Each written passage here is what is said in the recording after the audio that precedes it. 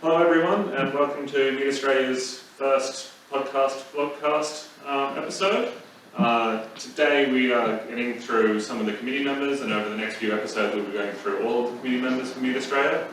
So I'm the host, Sean Aramar. I'm the secretary of Mead Australia, and here we are with the president and treasurer, Andy and Nicola. Yeah, g'day. I'm Andy Coates, and this is Nicola. How you going? I'm the president of Mead Australia. Industry that we're trying to grow an industry through the association, and welcome to the podcast. And Nicola? Yep. Hi, I'm Nicola Cleaver, and I'm the treasurer of Mead Australia. So we're up here on the Sunshine Coast Hinterlands, near Noosa, near Pomona. At your meadery, Amrita Park Meadery. So can you tell us a bit about how the meadery started and its background? Yeah, okay. So my family's had a long tradition of mead making. Started off with Dennis Popo Coates, and way back in the 40s. He was making mead in England. Was very successful. He won Mazer Cup medals and awards at the London Honey Show over multiple years in the 60s. Yeah, well known, well loved mead maker and honey producer.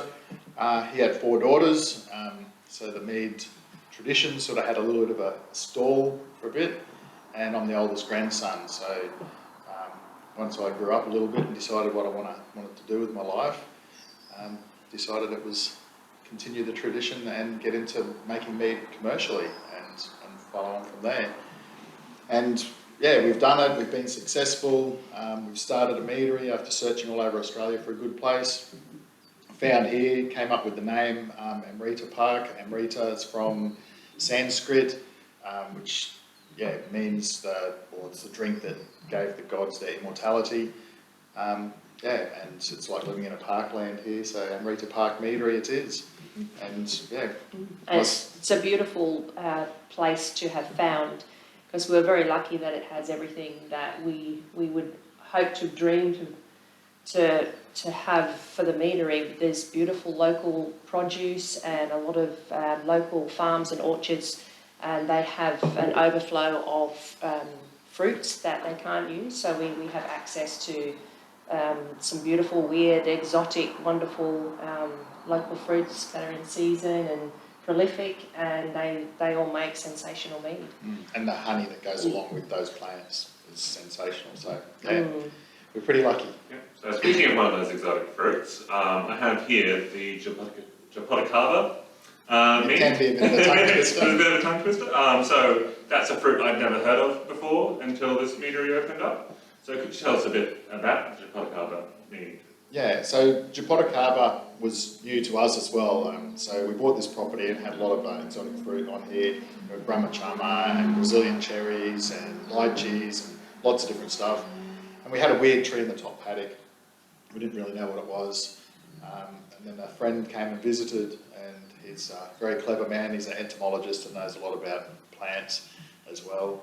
And he saw this tree and he went, "Oh my God, that's the biggest and best Jopotacaba tree I've ever seen. It must be really old," and we didn't know anything about it. And then we did some research and found out that it's actually a native to South America, and is also known as the Brazilian tree grape. And it's quite weird, the fruit grows from the branches and off the trunk of the tree. I'll let Nicola tell you a bit about the flavour profile, but we did some research and thought we'd have a crack at incorporating this fruit into our meads, and a bit of trial and error and some educated guessing, and we've nailed it pretty much, and it's won a few trophies around the place and it's very popular. And tell us about the flavours. The Jopotacaba is a similar size to a large red grape, and the skins are a lot thicker than a red grape, and they're very, very dark, almost black purple colour, very, very sour and tart. The inside's sweet like a lychee, cross between a lychee and a grape, so it has a real contrast when you eat it, similar to pomegranate or cranberry.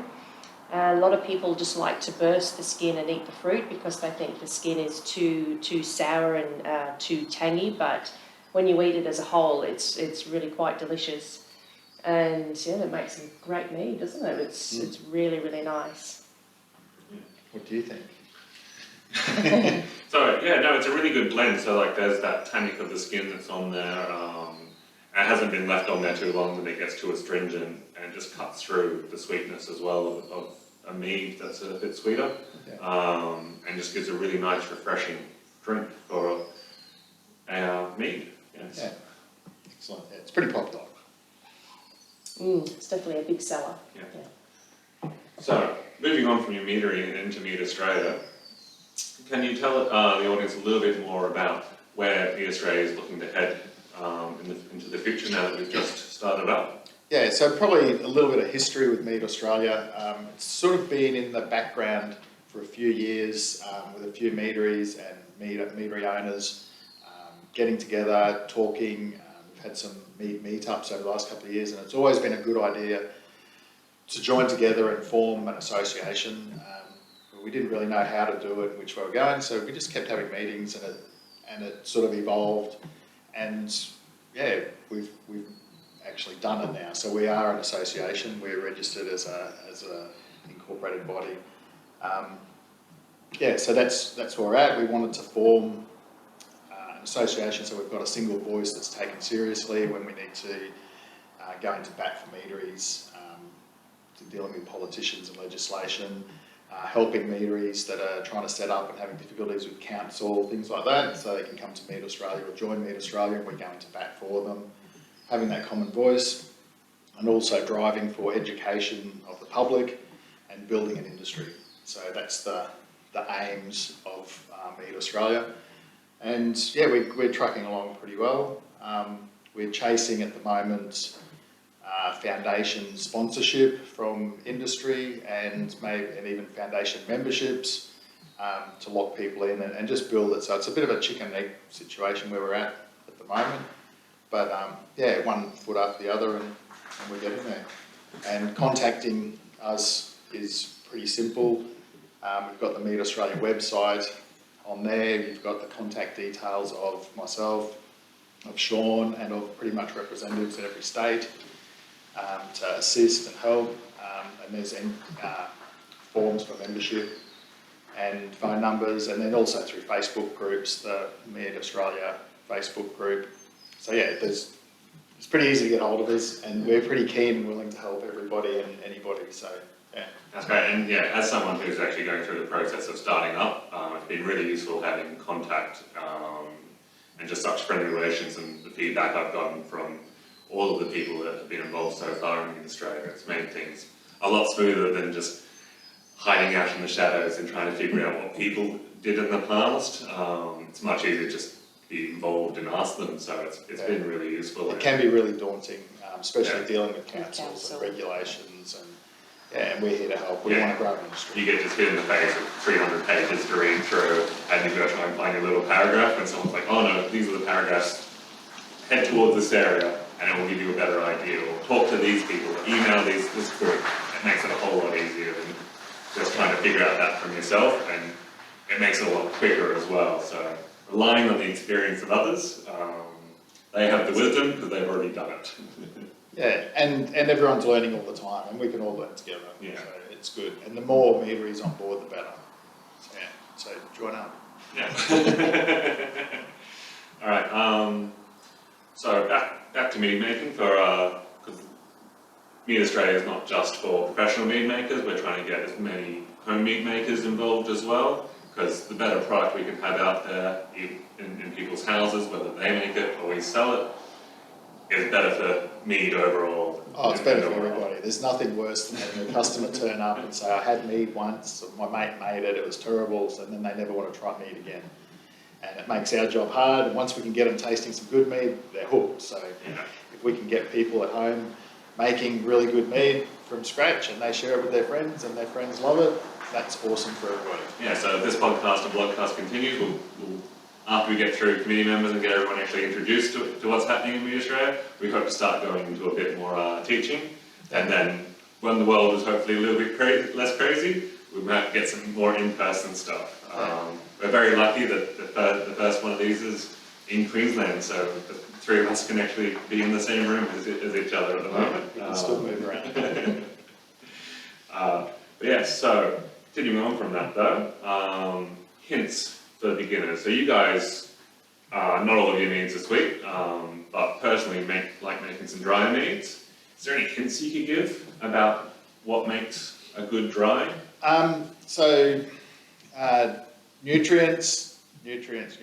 So like having a good healthy fermentation, starting off with good quality products, especially for people making at home. If a honey is a little bit more expensive, but it's tastier honey, don't skimp.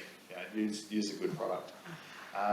And don't be scared. Just jump in. Whether that's making your mead, experimenting with different yeast. Like there's so much yeast out there. Like don't listen to a foreign podcast or something that's pushing a single type of yeast for all of your mead.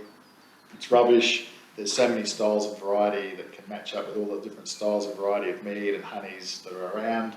And don't be scared. Like you might have a failure here and there, but yeah, it's pretty good. And there's just so much information now as well. So there's file sections on Facebook pages and through the website for Mead Australia. So there's so much help and assistance. So yeah, definitely no need to be scared. Just jump in and get mead making. Yeah. Excellent. And then other things other than your meadery that you would like to promote. Is there anything around in the Noosa that if someone's coming up to visit you that they might like to go to as well?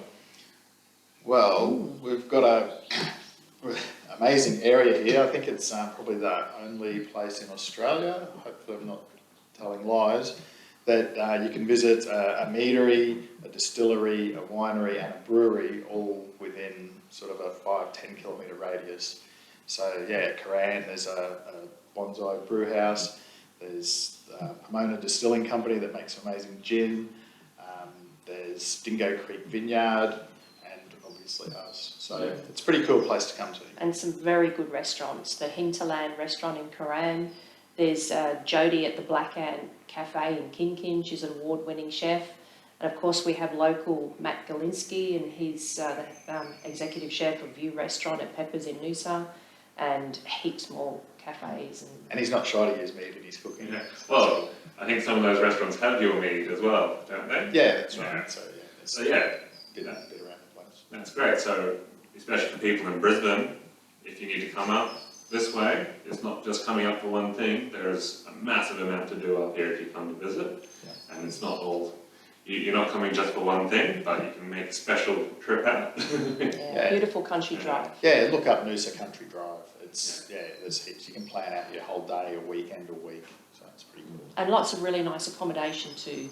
Lots of different styles. They have the glamping tents, and they have train carriages and old cottages.